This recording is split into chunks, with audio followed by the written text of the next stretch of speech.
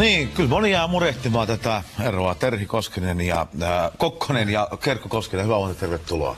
Ja huomenta, kiitoksia. Lauantaina on viimeinen keikka tältä erää ja tuo äskeinen kappale, se on monella niin kuin selkä ytimessä. Mullekin tuli aika nostalgiset tunnelmat.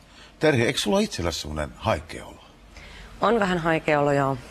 Ja varmasti ainakin sitten, kun ne Tavastian keikat on ja jotenkin viimeinen lauantai-keikka, niin yhtään epäile, etteikö siellä kaikilla olisi hyvin haikea olo.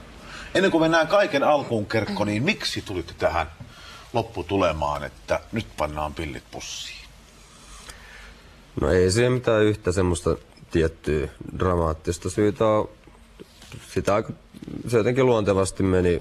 Oikeastaan kun viimeistä levyä tehtiin, niin tuli niin sellainen tunne, että kyllä tässä alkaa nyt olemaan meidän sanottava, että ei oikein jaksa kehittää nyt enää mitään uutta, että parempi pitää taukoja ja koittaa tehdä vähän muita hommia ja muita juttuja, että me ei kuitenkaan tästä tule enää yhtään sen nuoremmiksi.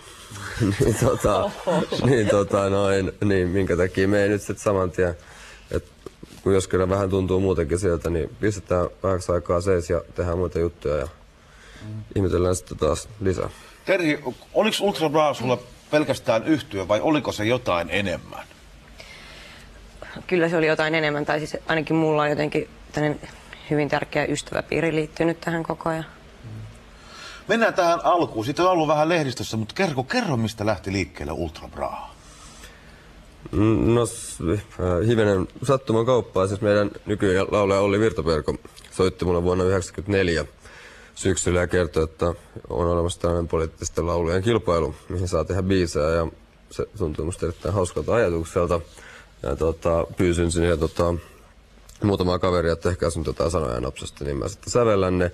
Ja sitten vähän katsottiin, että ketä siinä huoneen nurkassa sattuu olemaan, niin sitten laulettiin vielä kasetille ja lähetettiin kasettia. Ja sen jälkeen, kun me voitettiin se kilpailu, niin me saatiin palkinnoksi, päästiin tekemään singleä, joka sitten rupesikin soimaan radiossa. Ja sitten me rupesikin olemaan pikkuhiljaa bändiä ja keikkoja ja sitten kaikki siitä niin lähti liikenteeseen. 66 kappaletta on sävelletty Ultra Braalle ja Kerkko on säveltänyt niistä 65. Näin se. Teidän rumpali on säveltänyt. Terveisiä Antti Moi, mun nimi on Antti. Terhi, miten sinä luonnehdit Kerkkoa yhtyeen johtajana? No. No, onhan se tommonen tiukkaotteinen, mutta lempeä. Ei, no ihan hyvä se on. Aluksi ei ollut ihan niin hyvä, mutta vuosien varrella se on oppinut ihan hyväksi bändiliideriksi. Lähtis Kerkko tää sävelkieli, käytän hienoa sanaa, tästä ensimmäisestä liikkeelle? Vai oliko se aina ollut lähellä sydäntä tehdä tämmöistä vähän niin kuin julistavaa, jossa on monia instrumentteja, stemmalaulua ja muuta? Vai lähtikö se siitä liikkeelle? No ei mulla ollut siis mitään semmoista alussa mitään tarkkaa käsitystä edes ajasta. Siis kun me osallistuttiin siihen kilpailuun, niin siinä oli myöskin vähän tällaista pastissointia varta vasten, että nyt laitetaan tälleen näin, koska siis kilpailu on järjestänyt kuitenkin vasemmistolainen nuorisoliitto, että jos jotain menestyksen edellytyksiä olisi ollut, niin kyllä se tahallaan tehtiin vähän sellaiseksi silloin. Mutta en mä nyt muuten niinku hirveästi kelaa etukäteen muutenkaan, että miltä mikäkin kuulostaa. Sitten on niinku elänyt omaa elämäänsä tässä vuosien varrella ja soundi ja meininki on kehittynyt. Niin Terhi, koitko mä katsoin vaan TV, se oli Tampere-talosta. Hieno taltiointi upeasta keikasta. Koitko sinä, että teidän lauluissa oli selkeä sanoma, että sä olit myöskin julistamassa, vai oliko se jopa vähän niinku parodiaa siitä, mitä joskus on julistettu syvällä rinta-äänellä? Ehkä vähän ennemminkin niin. Ei meillä missään vaiheessa mitään hirveän vakavaa sanottavaa mun mielestä ole. Miten päin tapahtui kappaleet? Tuliko aluksi tekstit ja sitten sen jälkeen sinä sävelsit vai miten on edetty, Kerkko? Tekstit on aina ensin ja sitten sävelit. Onko ollut joku linja teksteissä, mikä yhdessä on lähdetty vetämään vai? Ei mitään linjaa, ne on ihan jokainen sanottaa vasta omasta tekstistä ja sitten mä sävellän niitä. Kai siinä siis joku linja on olemassa, koska aina voi olla sitä tekemättä biisiä, jos se ei miellytä, mutta ei mun semmoisia tilanteita ole ollut. Kuinka monille teistä, Terhi, tämä Ultra Bra oli myöskin ihan selkeä päätyä, että siitä tuli leipä ja vähän voita leivän päälle nämä viime vuodet? No kyllä siitä leipä ja voita on tullut varmaan kaikille, mutta päätyä se on varmasti ollut ainoastaan Kerkolla. Että se on ollut sulla päätyä. Joo. Mitä mä sanoisin, että muut se on ehkä elättänyt sille puolet vuodesta, mutta noin muuten on pitänyt kyllä tehdä jotain muutakin. Minkälaista oli, Kerkko, viedä läpi? Teitä on tosi iso joukkue, paljon tekniikkaa ja vastaavaa. Onko se Suomen mittakaavassa tosi iso savotta?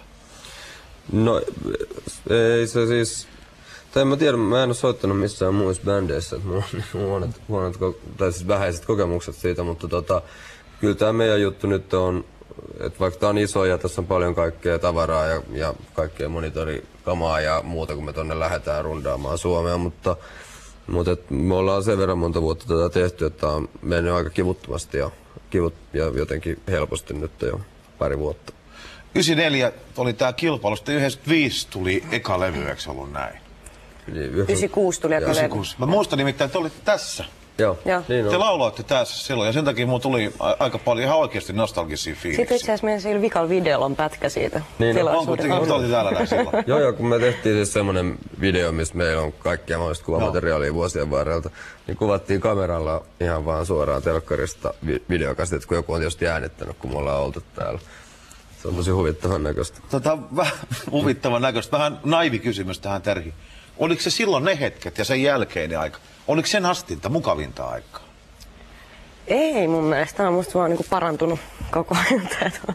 Siis orkesteri paranee vanhetessaan, sitten lopetatte sen, Kerkko. Niin. No, Eihän minä mikään tuomari tässä ole, mutta Näin mentiin tekemään. no hyvissä ajoin pitää lopettaa.